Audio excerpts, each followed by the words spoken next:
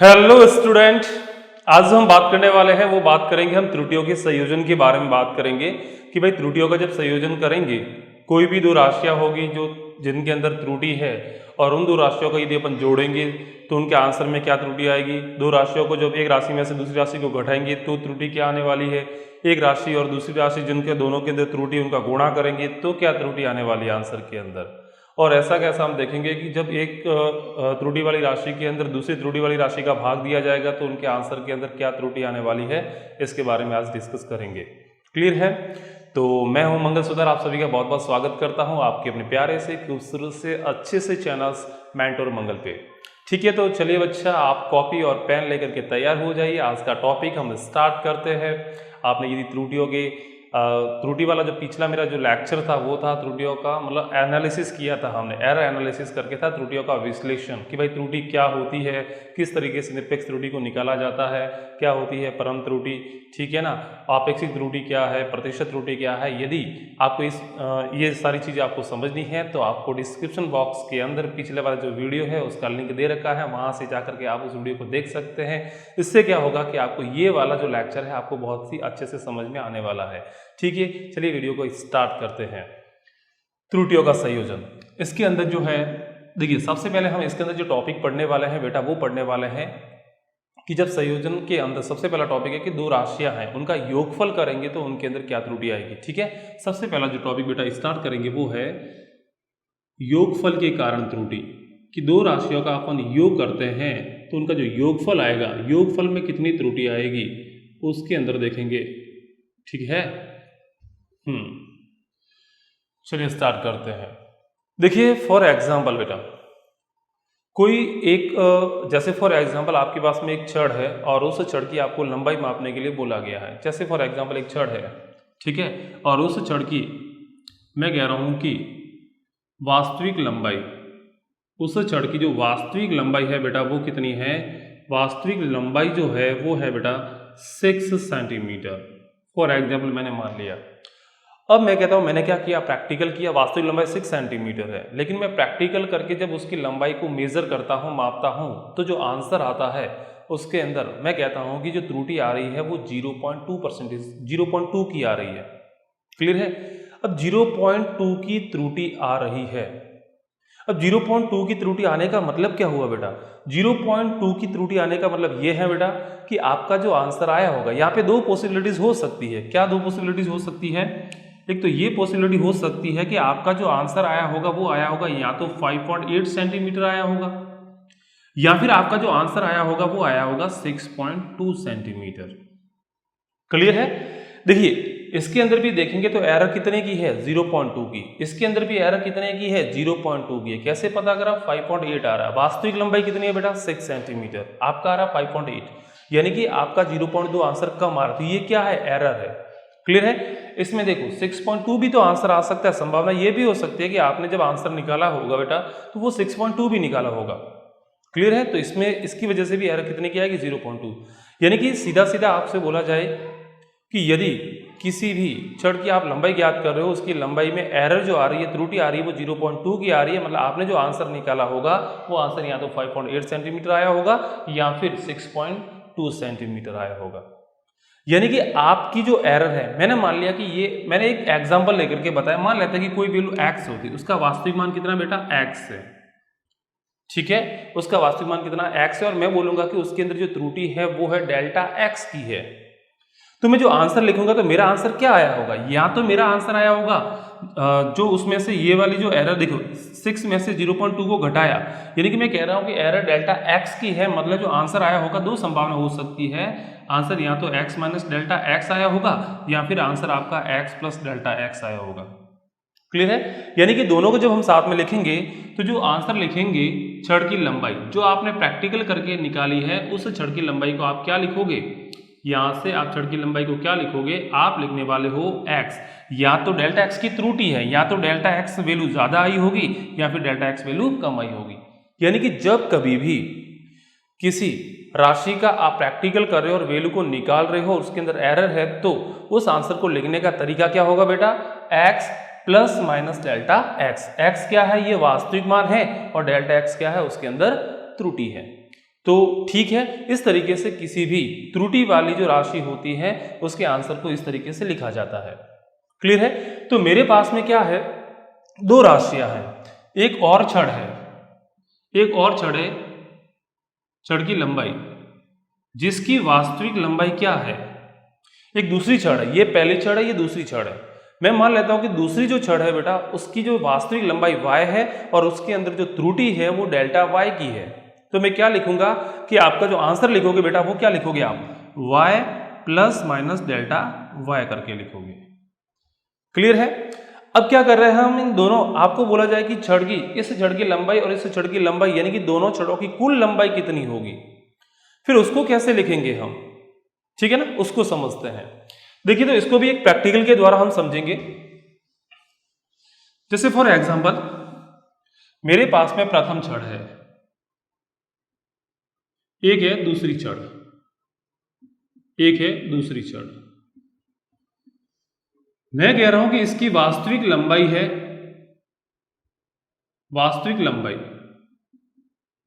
इसकी 6 सेंटीमीटर है और इसकी जो वास्तविक लंबाई है, इसकी जो वास्तविक लंबाई है बेटा वो है 4 सेंटीमीटर, 4 सेंटीमीटर। ठीक है?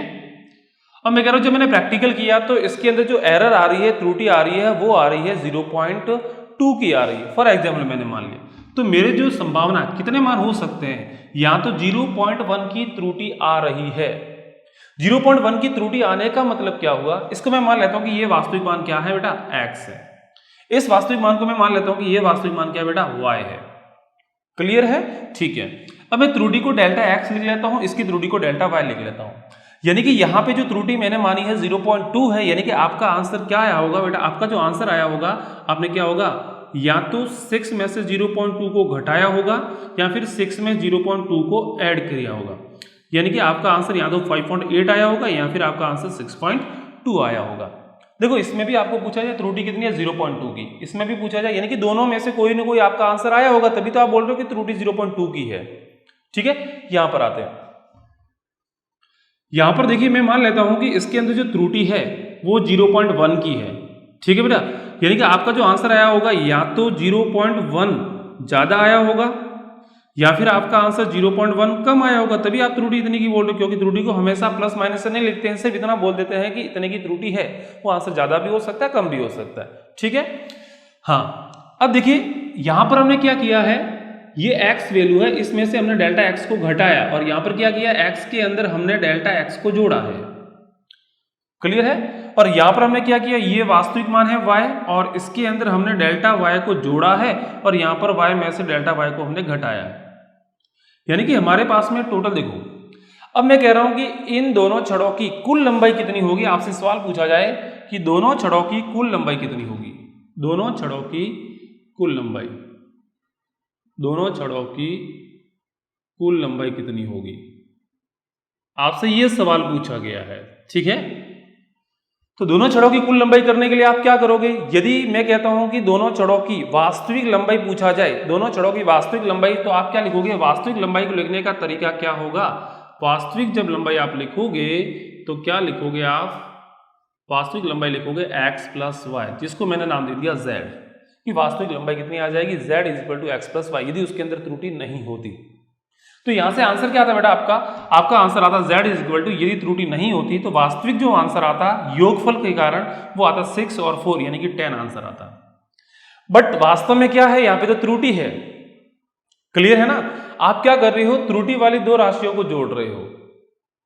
ठीक है?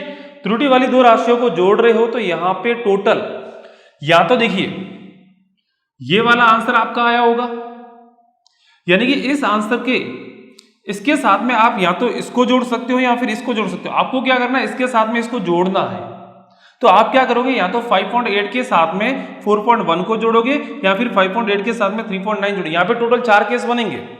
क्लियर है? या तो ऐसा हुआ होगा कि आपने क्या किया होगा कि 5.8 के साथ में 4.1 को जोड़ेंगे तो आंसर आएगा बेटा 9.9।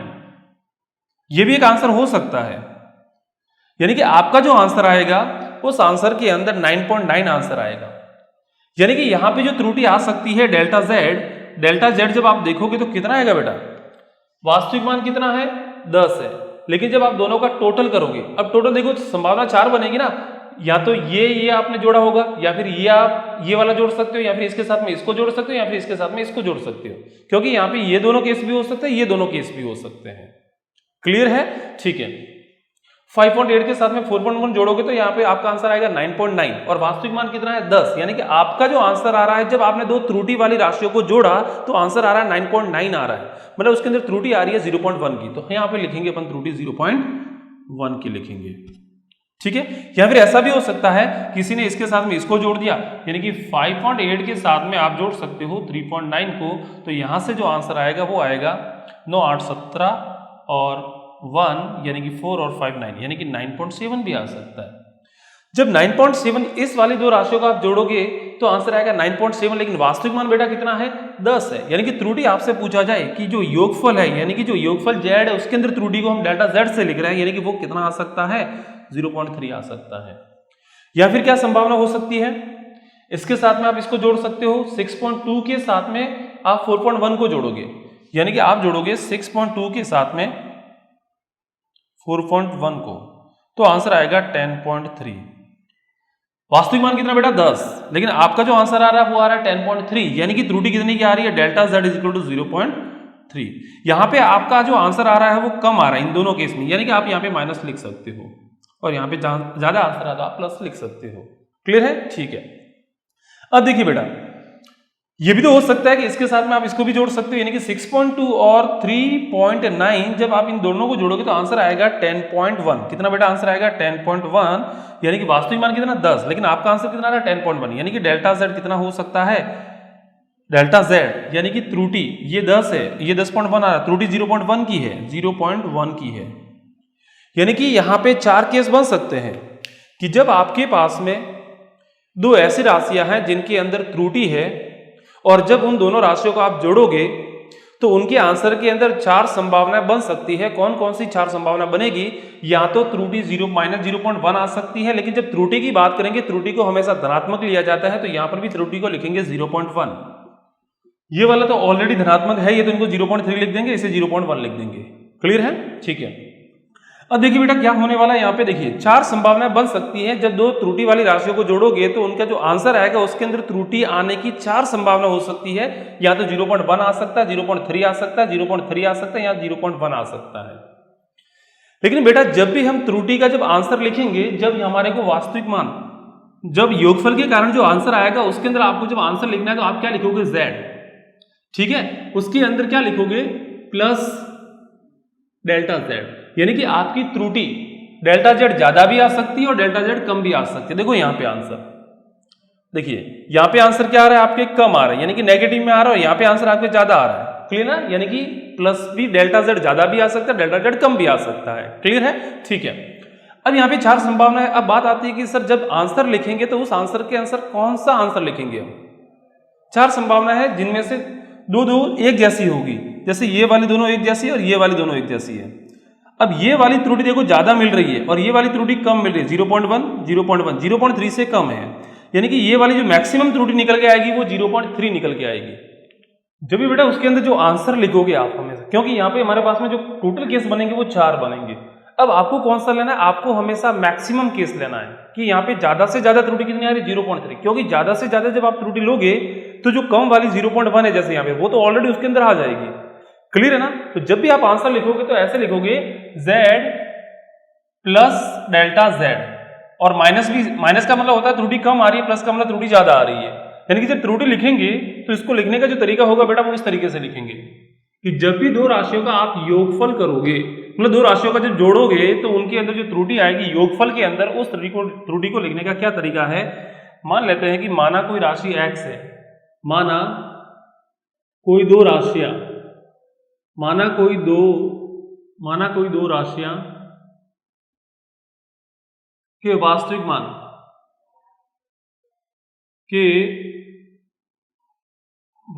मान x तथा y है, तथा इनके अंदर त्रुटियां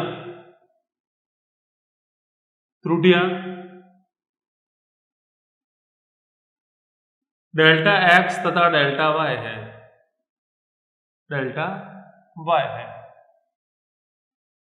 ठीक है, तो पहली वाली राशि को लिखने का तरीका क्या होगा? त्रुटि सहित आंसर लिखने का तरीका क्या होगा? पहली राशि का मान,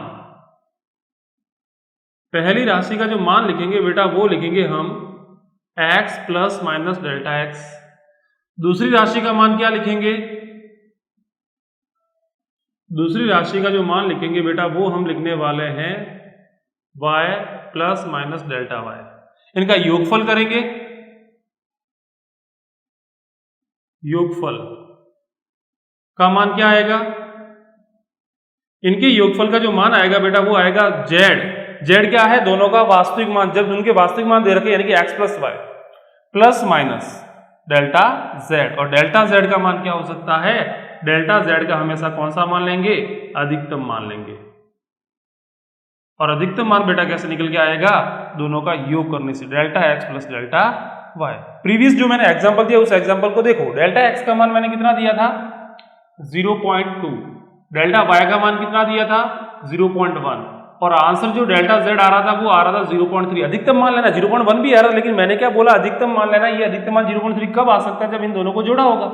यानी कि डेल्टा z का जो मान होगा, डेल्टा z का जो अधिकतम मान आएगा वो कितना आएगा? Delta x plus delta y। तो उसको लिखने का तो आपको क्या करना है? कोई भी इनका योगफल का जब मान लिखेंगे तो वो कैसे लिखेंगे? पहले z, यहाँ पे z का मान क्या होगा? z का मान हो जाएगा x प्लस y। क्लियर है? तो आप z निकालिए x प्लस वाई से, डेल्टा z निकालिए delta x plus delta y से, इसके अंदर रखिए, आपका आंसर आ जाएगा। ठीक है, चलिए इसके बेस पे एक न्यूमेरिकल करते हैं। हाँ, जो व्यकलन होगा व्यकलन के अंदर भी ऐसा ही होगा। व्यकलन के अंदर भी आपको पूछा जाए कि व्यकलन जब कर रहे हो आप, बाकी कर रहे हो दो राशियों की, जैसे आप x में से y को घटा रहे हो, x का मान मापा गया मान ये है, y का मान ये है। जब आप इसमें से इसको घटाओगे तो जो आंसर आएगा उसको भी लिखेंगे z plus minus delta z से लिखेंगे, और डेल्टा z की जो वैल्यू होगी वो भी होगी delta x plus delta y। यानी कि दोनों ही केस में भले आप योगफल कर रहे हो या फिर मतलब आप योग कर रहे हो या फिर एक राशि में से दूसरी राशि को घटा रहे हो, दोनों के अंदर जो आंसर आएगा आपका बेटा वो सेम आएगा। क्लियर है? अधिकतम त्रुटि जो आएगी वो delta x plus delta y ही आएगी। चलिए एक न्यूमेरिकल से इस चीज को समझते हैं। ठीक है, जैसे मैं कह रहा हूं कि अपने पास में दो प्रतिरोध है। एक प्रतिरोध, सोनी दे नखरे सोनी नखरे, सोनी दे नखरे सोनी नखरे। चलिए बेटा एक सवाल है आपके साथ में, एक सवाल मैं करवा रहा हूं आपसे। एक है आपके पास में प्रतिरोध R1, एक दूसरा प्रतिरोध है R2। ठीक है, इसका मैं कह रहा हूं कि इसका जो वास्तविक मान है, इसका R1 का वैल्यू आपको दिया हुआ है, वास्तविक मान 10 है। इसके अंदर त्रुटि है वो 0.2 की है, यानी कि इसको लिखने का तरीका क्या होगा? प्लस माइनस 0.2, क्योंकि 0.2 आपका आंसर ज्यादा भी आया होगा या फिर कम आया होगा। ऐसा कैसा R2 की जो वैल्यू है वो है, मैं कह रहा हूं कि 5 है। उसके अंदर जो त्रुटि है वो 0.3 की है, मतलब 0.3 आंसर ज्यादा आया होगा या फिर कम आया होगा। ठीक है, तो आपको दो रेजिस्टेंस दिए हुए हैं, दो प्रतिरोध दिए हुए हैं, R1 और R2। R1 का मान ये है, R2 का मान ये है। आपको बोला जाए कि इन दोनों प्रतिरोधों को श्रेणी क्रम में जोड़ा गया है, तो बताइए तुल्य प्रतिरोध क्या होगा? इनको श्रेणी क्रम में संयोजित किया गया है, इनको श्रेणी क्रम में संयोजित किया गया है, संयोजित किया गया है। तो इनका तुल्य प्रतिरोध क्या होगा? तुल्य प्रतिरोध क्या होगा? अब ये तो गली गली में बच्चा कर सकता है, ठीक है, ये तो बबीता भी कर सकती है। अबे वो जेठालाल वाली बबीता नहीं, ठीक है ना? आपकी सर क्या यार आपने बता दिया बबीता जेठालाल वाली, वो नहीं है, ठीक है ना? है कोई बबीता, ठीक है। यहां पे देखो दोनों क्या है? श्रेणी क्रम में आपने इनको जोड़ा है। श्रेणी क्रम में अपन जब इसको जोड़ेंगे तो आपको ये पता होना चाहिए कि R इक्विवेलेंट 10वीं क्लास में पढ़ा हुआ है कि श्रेणी क्रम में जब दो प्रतिरोधों को जोड़ा जाता है तो इनका तुल्य प्रतिरोध होता है वो R1 प्लस R2 होता है। तो यहाँ पे लिखेंगे R1 प्लस R2, यानी कि आपको इन दोनों का क्या करना है? योग करना है। क्लियर है? तो जब योग करेंगे तो जो आपका आंसर आएगा R इक्विवेलेंट, उसके अंदर एक तो आपका आएगा आर का वास्तविक मान प्लस माइनस इनके अंदर जो त्रुटि है वो आएगी। क्लियर है? अब आर का वास्तविक मान क्या आएगा? जब इन दोनों को जोड़ना है तो 10 और 5 कितना हुआ? 15। त्रुटि कितने की आएगी? Delta R. अरे आर कैसे निकालते हैं? अरे फॉर्मूला याद करो ना, z plus minus delta z. Z की वैल्यू एक्स प्लस वाई, इसकी वैल्यू कितनी होती है? Delta x plus delta y. ऐसा कैसे यहाँ पर भी करेंगे। तो यहाँ पर आर की वैल्यू कैसे निकालोगे आप? आर की वैल्यू निकालने का फॉर्मूला होगा इन दोनों का वास्तविक मानों को जोड़ो। आर 10 और 5 कितना हुआ? 15। डेल्टा आर कैसे निकालोगे आप? त्रुटियों वाले आंसर को जोड़ोगे, यानी कि 0.2 प्लस 0.3, यानी कि त्रुटि कितने की आ सकती है? वास्तविक मान तो ये होगा, लेकिन त्रुटि कितने की आ सकती है? 0.5 की आ सकती है अधिकतम। यानी कि जो आंसर आएगा वास्तविक मान से या तो 0.5 ज्यादा आएगा या फिर वास्तविक मान से 0.5 कम आएगा। क्लियर है? तो ये इस तरीके की प्रॉब्लम बनती है। ठीक है, ऐसा कैसा व्यकलन के अंदर भी होगा। ठीक है, तो जैसे फॉर एग्जाम्पल एक व्यकलन वाला भी हम सवाल करते हैं, तो बेटा ये लिख लिया गया कॉपी के अंदर? अरे भाई जल्दी से लिख ले इसको, फिर मैं रब कर रहा हूं ना, मेरे पास टाइम नहीं है। ठीक है, रब करूं इसे? ठीक है। आज तो मैं बहुत कुछ मतलब सोच के आया हूं कि आज मेरे को ये जो त्रुटियों वाला चैप्टर है वो मेरे को पूरा करना है ना, इसलिए थोड़ा जल्दबाजी में है। दूसरा व्यकलन का एक एग्जाम्पल करते हैं। ठीक है, एक दो पिंड है, दो हमारे पास में पिंड है, उनके थर्मामीटर की सहायता से आप उनके टेम्परेचर निकालते हो। एक पिंड का टेम्परेचर आ रहा है, वो आ रहा है T1 इज इक्वल टू, आपको दिया हुआ है 10 प्लस माइनस 0.2 डिग्री सेंटीग्रेड, ये दिया हुआ है। दूसरे का आपको दूसरे पिंड का दिया हुआ, वो दिया हुआ 5 प्लस माइनस 0.1 डिग्री सेंटीग्रेड। आपसे पूछा जाए कि इसमें से इस टेम्परेचर को घटाइए, तो घटाएंगे तो क्या लिखेंगे? T1 में से T2 को घटाओ। घटाएंगे तो क्या लिखेंगे? वास्तविक मान में से इस वास्तविक मान को घटाओ, तो आंसर क्या आएगा? 5। अब जब भी आप त्रुटि को लिखोगे, त्रुटि को लिखने का तरीका क्या होगा? हमेशा जोड़ना है, अधिकतम त्रुटि हमेशा निकालनी। और अधिकतम त्रुटि कैसे निकालते हैं? इसमें 0.2 की है, इसमें 0.1 की है, दोनों को ऐड करते तो आंसर क्या आएगा बेटा? 0.3। और यही T1 माइनस T2 की वैल्यू है। फिर इस तरीके से आंसर निकालते हैं। बस सिंपल है, वास्तविक मानों को जोड़ दो, उसके बाद में त्रुटि को प्लस माइनस करके लिखना है। त्रुटि कैसे निकालते हैं? अधिकतम त्रुटि फॉर्मूला क्या? Delta x plus delta y. Simple सवाल बनते हैं इसके अंदर तो। ठीक है, अगला बेटा हम पढ़ने वाले हैं, वो पढ़ेंगे अपन कि जब एक राशि के अंदर दूसरी राशि का, एक राशि दे रखी है और दूसरी राशि भी त्रुटि वाली है, दोनों का आप गुणनफल करेंगे तो मतलब गुणा करेंगे तो उनके अंदर कितना आएगा। ठीक है ना, उसको देखेंगे। तो अगला है, देखिए जैसे योगफल मतलब योग करते हैं और एक व्यकलन करते हैं, दोनों के अंदर जो त्रुटि आती है उनके आंसर के अंदर वो हमेशा अधिकतम त्रुटि कैसे लिखते हैं? Delta x plus delta y करके लिखते, दोनों के अंदर सेम आंसर निकल के आएगा।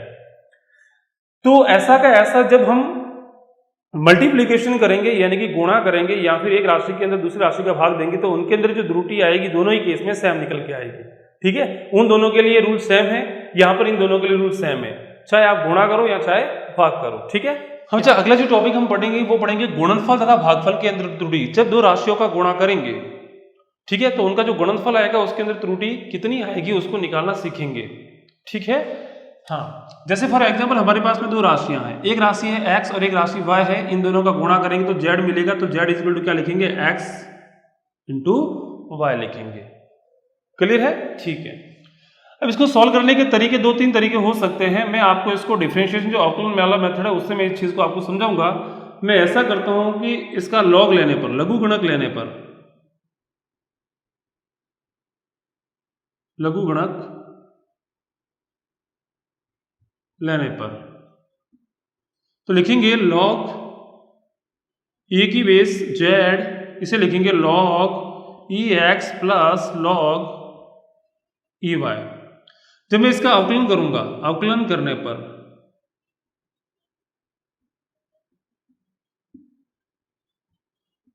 बेटा जब इसका अपन अवकलन करेंगे तो क्या आएगा? लॉग, इसका अवकलन करेंगे तो वो अवकलन बेटा आएगा 1/z, ऊपर आ जाएगा delta z is equal to, इसका करेंगे तो यहां पर आएगा 1/x, लॉग x का जो अवकलन होता है वो होता है 1/x, और फिर आएगा डेल्टा x,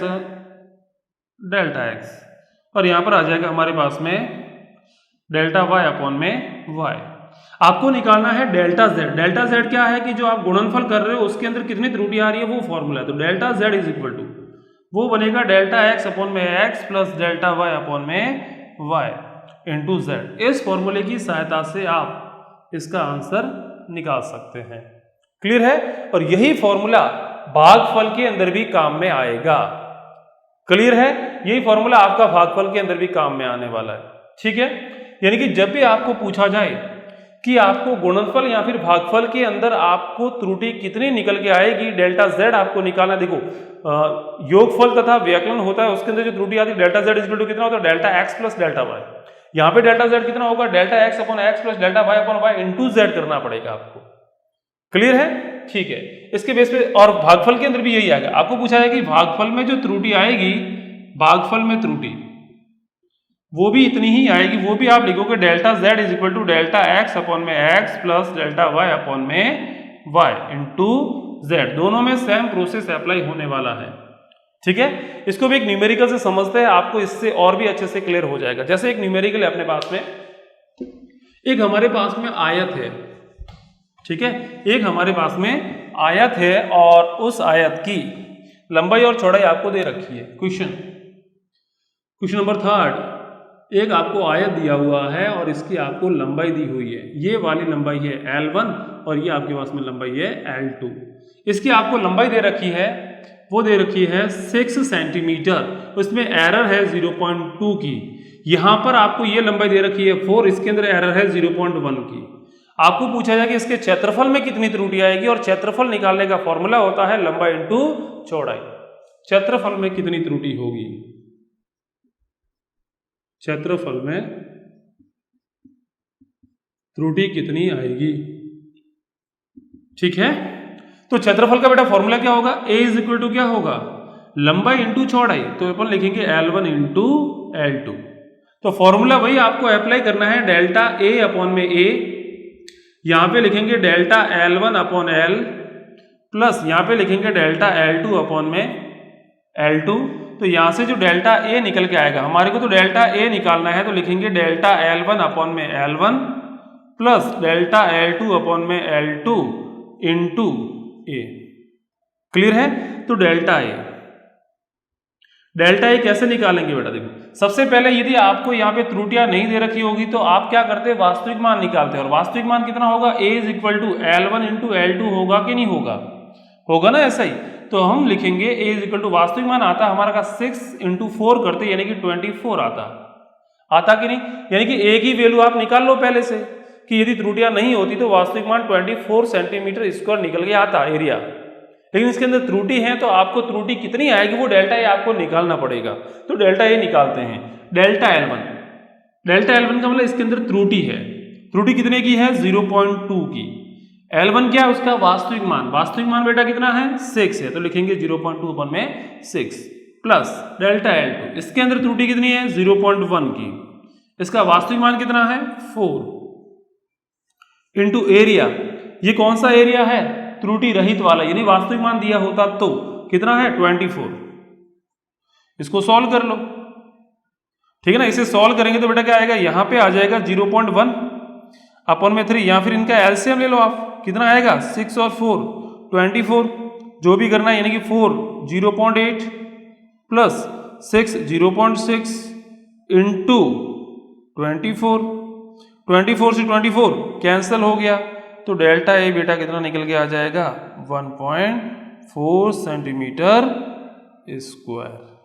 क्लियर है? तो इस तरीके से आप आंसर निकालना है, ठीक है। यानी कि आपको पूछा जाए कि आपको पूरा आंसर लिखना है क्षेत्रफल का, तो आप क्षेत्रफल क्या लिखोगे, क्षेत्रफल लिखने का तरीका क्या होगा कि वास्तविक मान कितना होगा 24 प्लस माइनस एरर कितने की है, 1.4 की है। ये इसका एकदम एग्जैक्ट आंसर हो गया। क्लियर है? तो इस तरीके से हम करते हैं योगफल के अंदर त्रुटि, मतलब गुणनफल के अंदर त्रुटि, ठीक है। अगला एक भागफल वाला भी सवाल ले लेते हैं, उसके अंदर भी सेम प्रोसेस ही अप्लाई होगा।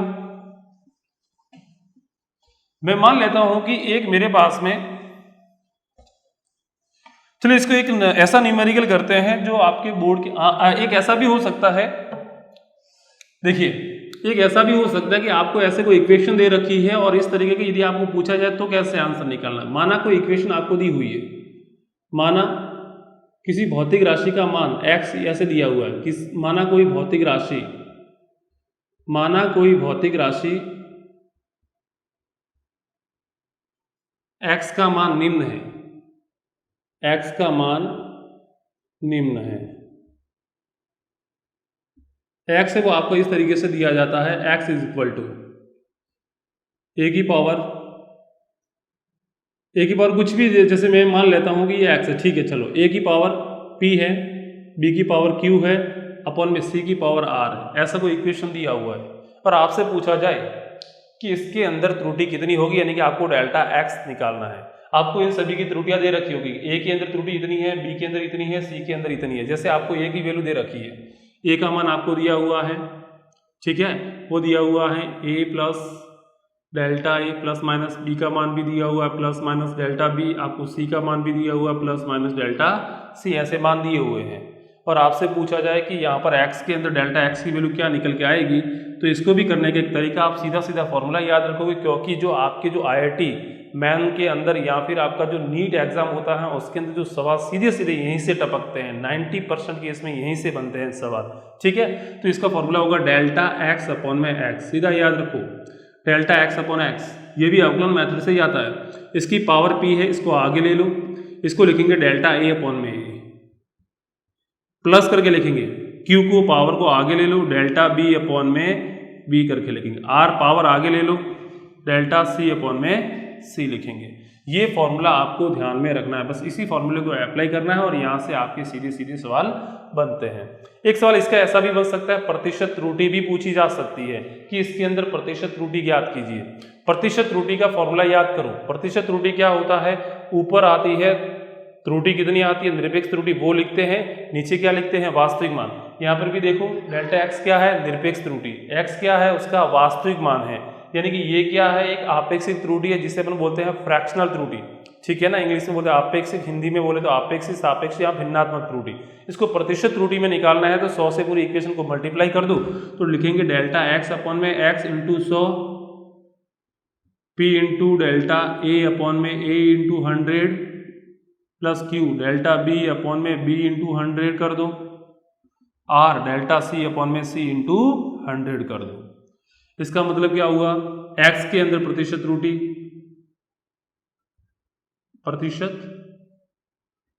किसमें, x में, is equal to p into a में प्रतिशत त्रुटि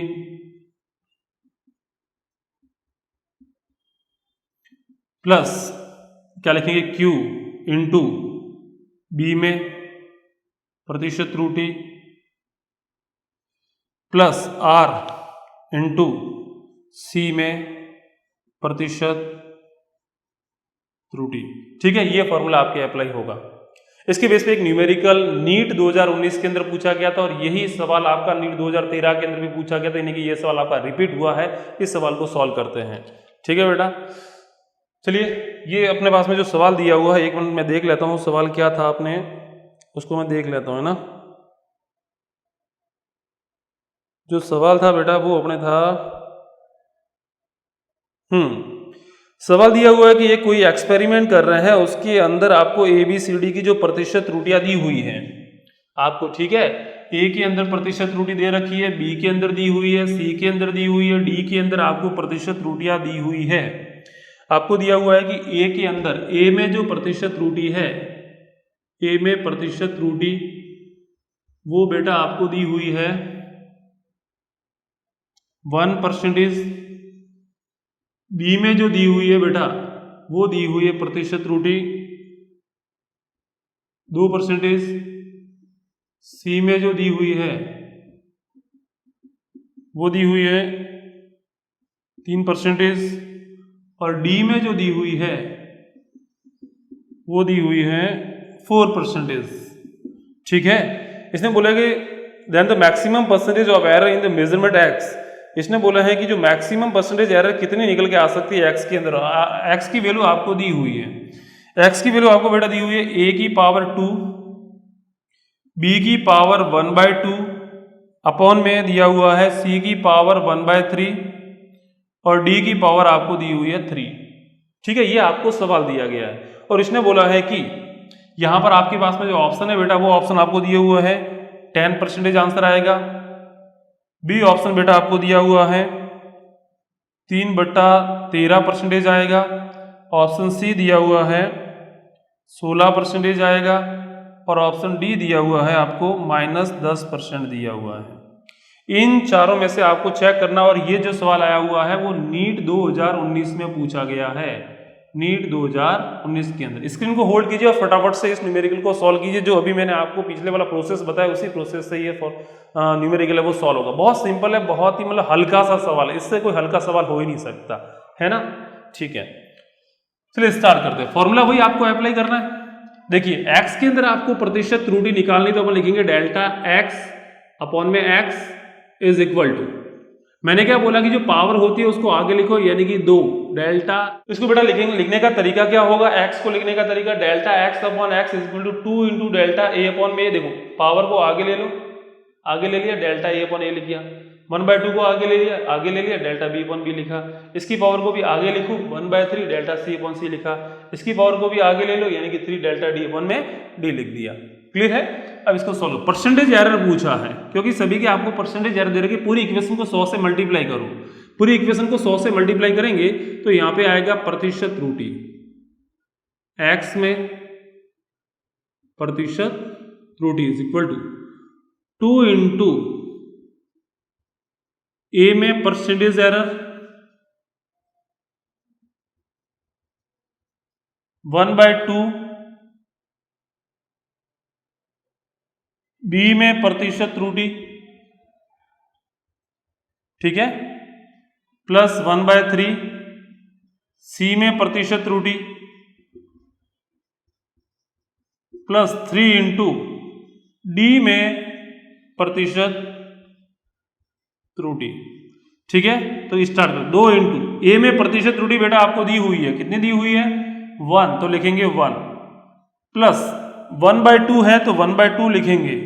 बी में प्रतिशत त्रुटि कितनी दे रखी है 2, तो 2 लिखेंगे, प्लस 1/3 तो 1/3 लिखा हमने। सी में प्रतिशत त्रुटि कितनी दे रखी है बेटा, सी में दे रखी है 3, तो यहां पे लिखेंगे 3, प्लस 3 इंटू डी में कितनी दे रखी है बेटा 4 दी हुई, तो यहाँ पे लिखेंगे 4। तो यहाँ से जो आंसर आएगा वो आएगा, यहाँ 2 से 2 कैंसिल हो गया, 3 से 3 मर गया, यानी कि 2 प्लस यहाँ पे 1 आ जाएगा, प्लस यहाँ पे भी 1 आ जाएगा, प्लस यहाँ पे 4 3 12 आ जाएगा, यानी कि आंसर आएगा 2 1 3 और 1 4, 12 और 4 16%। आंसर बेटा क्या निकल के आ जाएगा 16%, यानी कि ये आपका ऑप्शन नंबर जो सी है वो आपका सही हो जाएगा। बिल्कुल सा हल्का सवाल है, इससे कोई हल्का सवाल हो ही नहीं सकता एग्जाम के अंदर, बिल्कुल ही। ठीक है ना, तो ये हो गया हमारे 16% है।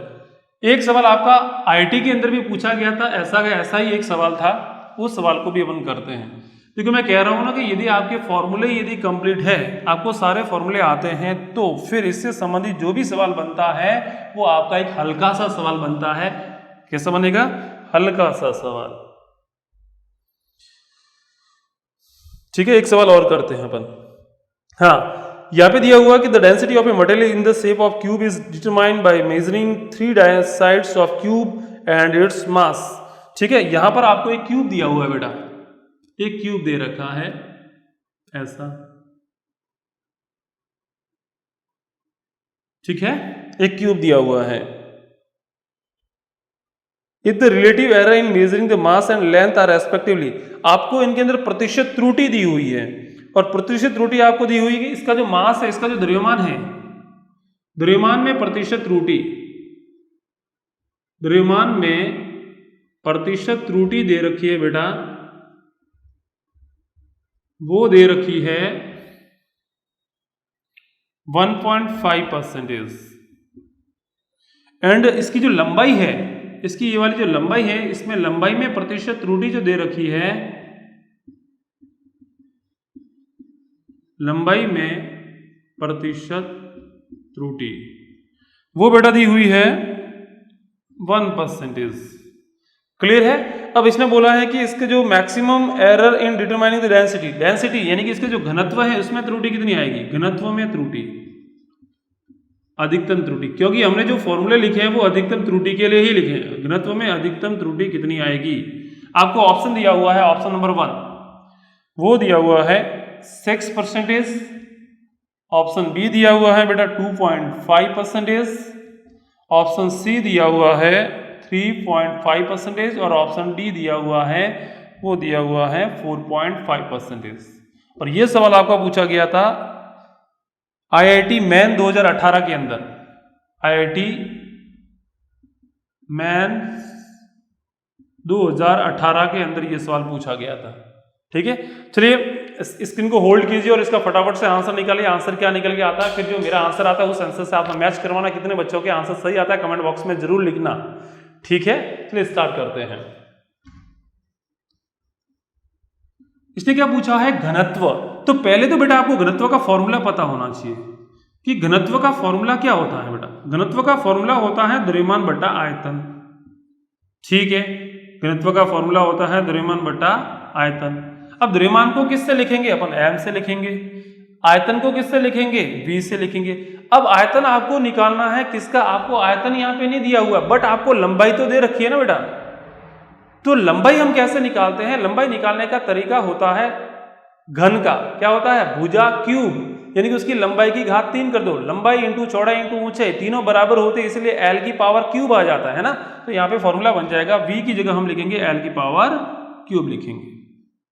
अब देखिए बेटा ये कौन सा फॉर्मूला हो गया, भागफल वाला फॉर्मूला होगा। और भागफल वाले फॉर्मूले या फिर गुणनफल वाले फॉर्मूले, दोनों में फॉर्मूले जो आते हैं अधिकतम त्रुटि के, वो दोनों में सेम आते हैं।